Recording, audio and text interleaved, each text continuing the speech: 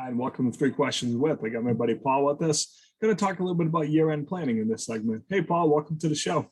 Hey, Kevin, thanks for having me again. So, Paul, I was kind of chuckling. I was thinking about you today, and how many of my friends are sitting there going, geez, it's coming to the end of the year. I should probably do my financial statements. Probably should have done a little bit earlier, but definitely get it all settled by the end of the year.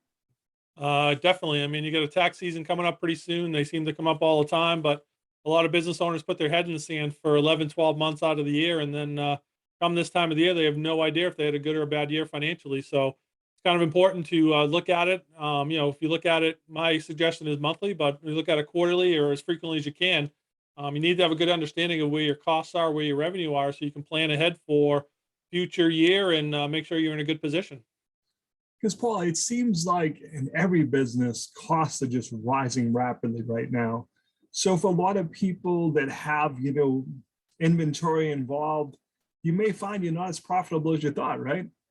I think that's the case for about 90% of the industries right now. There's a lot of supply chain issues, and it might cost you, double, triple your cost from where it cost you about a year ago to get your product. So you need to understand that so you can prepare for the future, because I don't think this is changing anytime soon. So you don't want to be caught by selling a product that you sell for $10 that's costing you $30. So you need to change your prices. You see that all the time for pretty much every single industry, and the perfect one is is gasoline. You see those prices going up all the time depending on supply and demand. So you need to be on top of your costs so that you're making the money that you need to within your business.